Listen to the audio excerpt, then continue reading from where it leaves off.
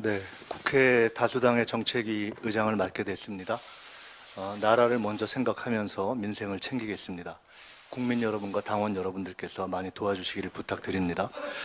기존의 정책을 잘 평가하고 반성하면서 시대에 맞는 새로운 정책을 준비할 수 있도록 하는 민주당의 새로움을 위한 뉴민주당 플랜을 잘 준비해서 저희가 곧 보고 드리도록 하겠습니다. 어떻게 진행해 갈지. 두 번째로는 여야 정책 협조에도 열린 자세로 임하겠습니다.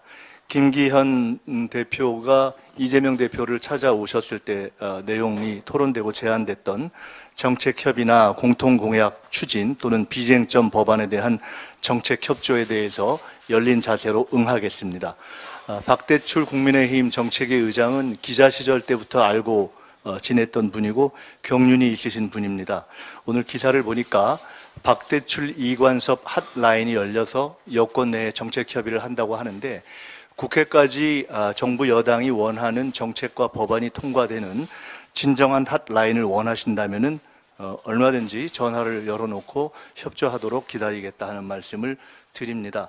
김기현 대표께서 말씀하신 대화와 또 채널을 열고 정책 협의하자는 것이 진심이라면은 어떤 방식으로 제안을 하셔도 정책 협의에 응하겠다 하는 말씀을 드립니다. 윤 대통령께서 당정 간의 소통과 메시지가 일관돼야 한다는 말씀을 하신 것 같습니다. 국민의 입장에서 환영합니다.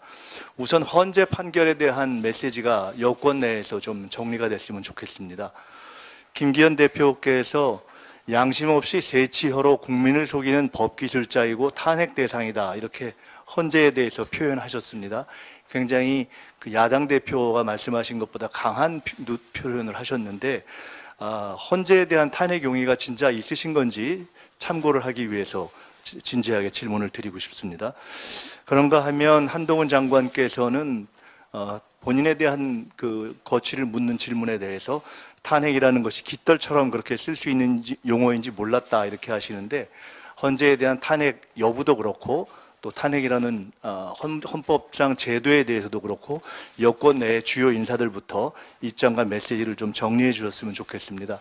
사실 저는 김기현 대표께서 양심 없는 법기술자이고 탄핵 대상이다 이렇게 말씀하실 때 한동훈 장관 얘기를 하는 줄 알아서 저는 사실 조금 긴장을 했었습니다.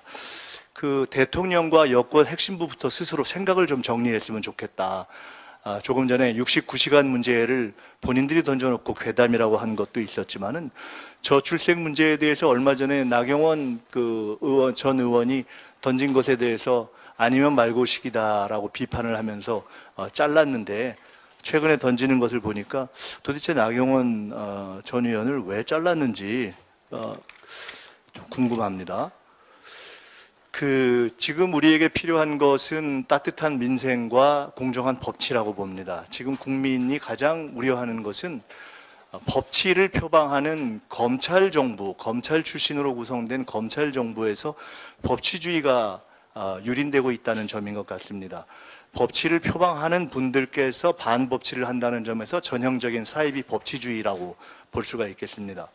대통령께서는 일본과의 외교에서 대법원 판결을 무시하는가 하면 직접 일본 총리를 만나서 지금 거의 사실상 기정사실이었다고 판단되고 있는 독도에 대한 외교적 도발에 대해서 무대응을 하는 위헌적 대응을 하셨고 김기현 대표께서는 헌재의 판결과 헌재 자체를 거의 인신모욕 수준으로 공격하는 반법치적 행태를 취하셨고 한동훈 장관께서는 틀린 내용을 가지고 헌재에 간 것까지는 법률가로서의 역량의 부족함이라고 우리가 이해할 수 있지만은 판단이 난 헌재 결정에 대해서 사실상 불복을 대국민 선전하고 심지어 그 결과가 5대4라는 점을 구체적으로 적시하면서 5대4니까 용인하기 어렵다라는 방식으로 선전하는 것은 정의와 법이 살아있는 사회를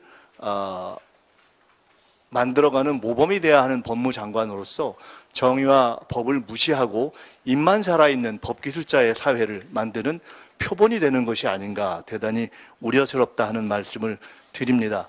이 정부가 언필칭 법치를 이야기하면서 사이비 법치주의로 가는 데 대한 우려가 많이 있는데 이 외에도 사실상 법을 위반하고 지금 정치적 선거 행위를 하려고 하는 사는 이전에 대한 준비 행위라든가 또는 민간 인사의 직권남용 형식으로 개입하려고 하는 KT 문제가 다 사실은 하나하나 지금 차곡차곡 위헌 위법의 성적을 그 실적을 쌓아가고 있다. 그래서 저희들이 매우 주시하고 있다는 점을 말씀드립니다.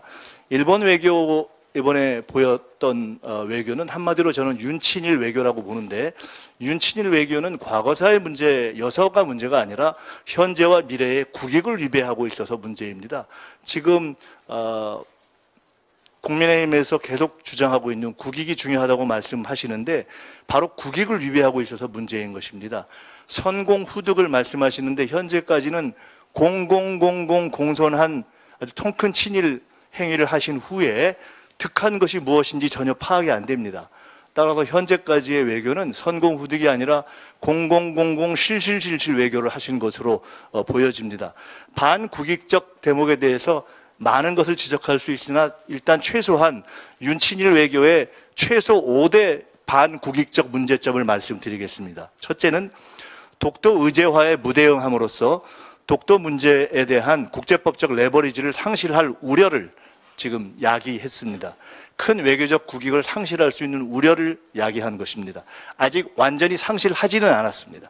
두 번째로는 65년 협정, 한일 협정의 개인 청구권이 소멸됐다는 전혀 틀린 주장을 함으로써 법리에도 틀리고 국민과 국가의 국익을 위배하는 반국제법적, 반헌법적 국익 침해 행위를 했습니다. 세 번째로는 윤석열 대통령 스스로가 대일 관계에 있어서 나름 멘토적 측면이 있다라고 인정한 하토야마 전 총리조차도 윤석열 대통령의 이번 대일 외교는 굉장히 얻은 것이 없는 잘못된 것이었다라고 비판하는 것에서 드러나듯이 일본 내에 한국의 대일 외교에 있어서 그간 중요한 기반 중에 하나였던 일본 내 합리파들의 입지를 축소시키는 외교적인 국익 손실 행위를 가져왔다 이렇게 봅니다. 네 번째로는 우리가 정당한 대일 주장의 레버리지를 스스로 포기함으로써 향후 경제 안보에 있어서 대미 관계에 있어서 우리가 적절하게 또는 정당하게 요구하고 주장할 수 있는 대미 협상력을 소실시킬 수 있는 그러한 국익 위배 행위를 했다 이렇게 봅니다. 끝으로 다섯 번째로는 일본의 경제 도발 후에 한국이 소부장을 스스로 살려서 상당한 소부장 생태계를 지금 가동시켜 왔는데 이번에 아무런 섬세한 케어와 섬세한 협의 없이 이 문제를 처리함으로써 한국 소부장 생태계가 이제 살아나고 있고 이제 자리를 잡고 있는데 소부장 리스크를 가져온 대단히 위험한 경제적 국익 위배 행위를 했다. 이 다섯 가지 외에도 저는 사실은 현재 국익을 감안해서 오늘 일일이 언급을 하지 않겠지만은 최소 다섯 가지에 더해서 상당히 많은 국익 위반 행위를 현재와 미래에 걸쳐 하고 있기 때문에 이 점에 걸쳐서 깊이 현재의 반국익적 행위에 대해서 반성하기 바란다는 말씀을 드립니다. 정부 여당이 천원 아침밥에 대해서 주목하고 있는 것에 대해서 환영합니다. 저희가 작년에 제가 제기했던 유류세 법안을 당론으로 통과시킨 적이 있었고 그때 이미 전 세계적인 물가 인상에 대비해서 유류와 식대, 에너지와 식대 문제를 제기했었습니다. 우리 당과 정부 기간에 문재인 정부 시절에 관심을 갖고 있던 대목인데요. 이번에 보니까 김기현 대표나 당정이 이 천원 아침밥, 천원 학식에 대해서 관심을 갖고 예산도 좀 늘리려고 하고 있는 것 같은데 이것을 저희는 저희의 기존의 입장에 따라서 대폭 적극 늘리고 현재 아침밥을 잘 먹지 않는 학생들의 문화를 감안해서 필요하다면 아침밥 제공 시간을 조금 더 늘리는 것까지 해서 그 천원 학식을 실효화하기를 권유드립니다. 이러한 정책은 아주 초보적인 시장 만능론과는 다른 현재와 같이 이 물가가 어려운 이런 국내외적 상황에 딱 맞는 해법의 하나입니다. 이런 것과 관련해서 정부가 앞으로 더 노력하기를 바라고요. 이러한 상황에서 최근 지금 잘 통과된 양곡관리법을 반시장적이다 이렇게 얘기하는 것은 스스로 지금 이번에 한 천원 학식 제도의 취지에도 반하는 굉장히 스스로 자기 얼굴에 국민의힘이 침뱉기다. 천원학식 침뱉기고 국민의힘 침뱉기다. 이렇게 말씀을 드립니다. 기왕 이렇게 어려운 상황이라면 기왕 양곡관리법이 통과됐으니 많지, 최소한 지금과 같이 물가가 어려운 시기에는 적어도 여야가 함께 아무리 적어도 2, 3년 정도는 진행을 해보고 혹시 문제점이 있으면 그때 수정을 해도 전혀 문제가 없는 사안인데, 이 문제를 정략적으로 접해서 이미 천원학식에 대해서 긍정적으로 접근하고 있는 정부 여당이 양곡관리법을 고민도 안 하고 거부하겠다라는 방식의 무리수를 두지 않기를 바랍니다. 끝으로 말씀드리겠습니다. 부동산 경기와 미국발 금융위기가 문제인 상황이기 때문에 부동산 시장과 금융시장을 앞으로 당에서는, 그리고 정책위에서는 특별 주시하겠습니다. 모든 것은 국민의 관점에서 보아야 합니다. 최근에 빌라왕 문제도 있었습니다마는 빌라 문제로 인해서 예를 들어 전세 사기를 당하거나 또는 전세금을 돌려받지 못하는 경우들이 있습니다. 정부가 최근 대책들을 고민하고 있지만 기히 있었던 많은 문제에 대해서는 충분한 대책이 있지 않는 것으로 보입니다.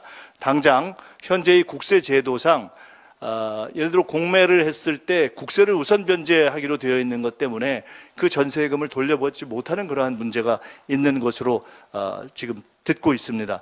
이러한 문제야말로 여야가 법을 시급하게 손볼 것이 있으면 손보고, 법 아니면 그 이전에라도 정책적인 협의를 통해서 국민들의 고통을 덜어드릴 수 있는 안심을 지켜야 되는 문제다, 이렇게 봅니다. 바로 이런 문제에 대해서도 여야 협조의 문은 열려 있다.